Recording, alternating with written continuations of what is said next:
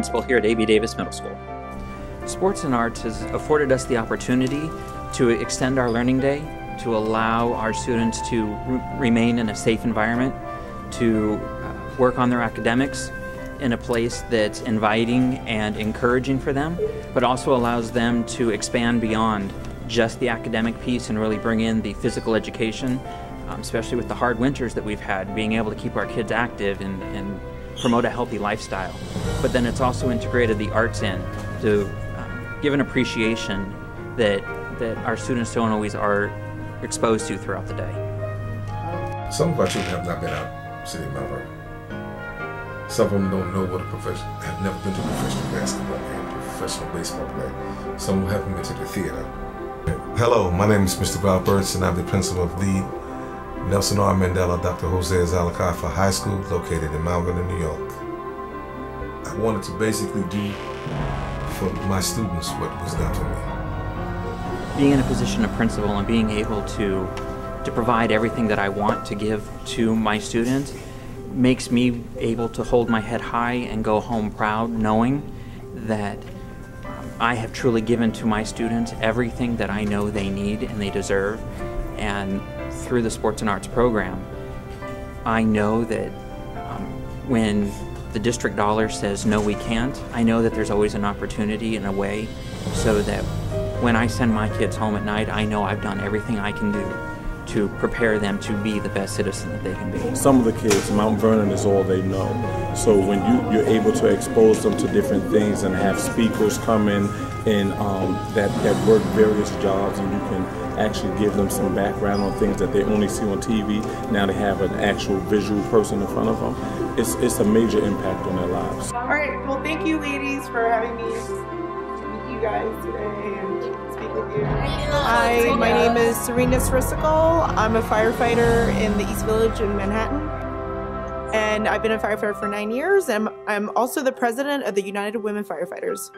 I'm here, I got invited to speak at the girls' self-esteem workshop, and I spoke about how I became a firefighter of a force of 10,500 firefighters, so that's about 0.3%. But through hard work and determination and sticking to your dreams, any girl can achieve anything that they want. The only thing that stops you from achieving your dreams is yourself. Everybody in here, because I have a lot of announcements, a lot of exciting things happening in sports and arts, that I want everybody in here to be involved. Okay?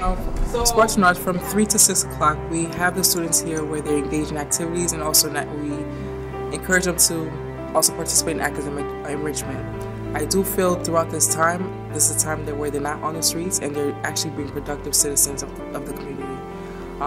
I feel this is a very safe and nurturing environment for the students, and I feel in turn, through time, the students build a relationship with us and a very good rapport, where they kind of see us not only as their activity specialist or their instructor, but as a role model.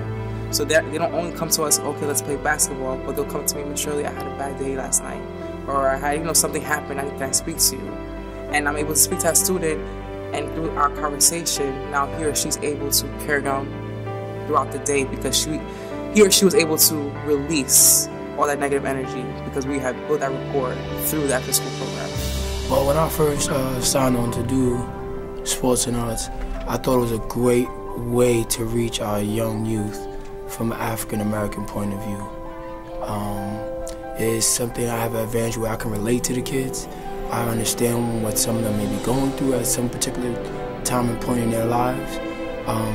And I always looked at it as somewhere where it's a safe haven for kids to come from the hours of maybe 2 to 6 or from 3 to 6. It was a great way for kids to receive help and knowledge from an adult, and then it was free. Here at Mandela, the staff, we're all one big family. So we all want the best for our kids, and we all encourage them to be great. We know they have Regents Prep. They will sit and laugh at us all day, but we all as a unit push them. You gotta go, you gotta pass, you gotta graduate. With my staff, I hold trainings for them where I bring outside consultants who are expertise in this field to speak to them, or to also run training on how to communicate with the students.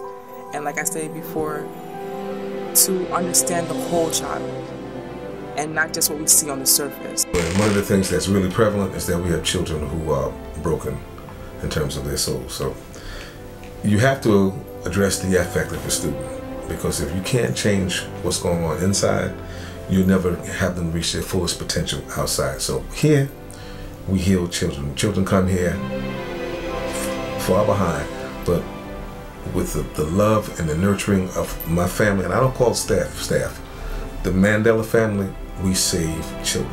When we talk about educating our students a promise, we always tend to focus on the data, that hard data that comes from a test score.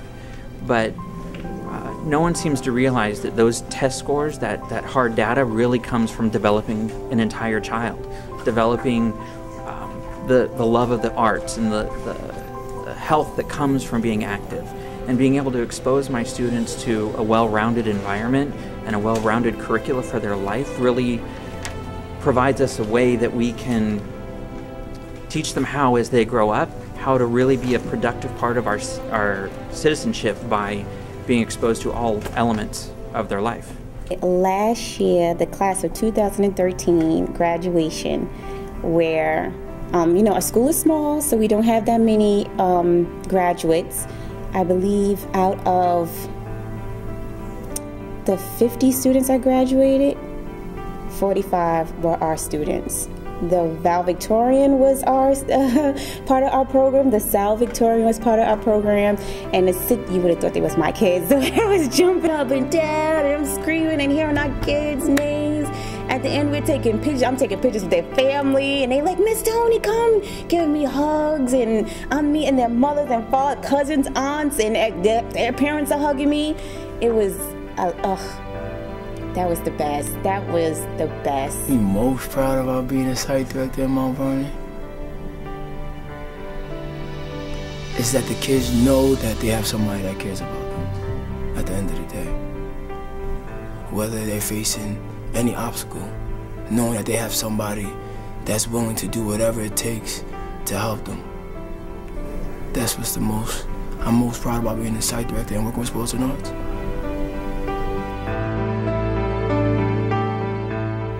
They're my children, man. Okay, and I want to afford them opportunities that we cannot necessarily afford. Sports and Arts provided transportation. We went down to Lincoln University. It's one of the first HSBCs, and our children got an opportunity to see children just like them, but who've excelled. Children just like them who speak the King's language. Children just like them who are fashionable with their pants up. Children just like them, young ladies are appropriately dressed. So basically, Sports and Arts provided an opportunity for our children to aspire to. And I really appreciate that. I think I've been blessed. 42 years working with children, 33 years in the school district.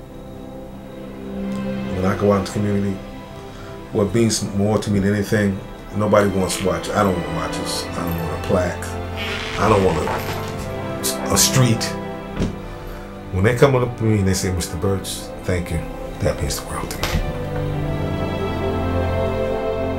That's what it's all about.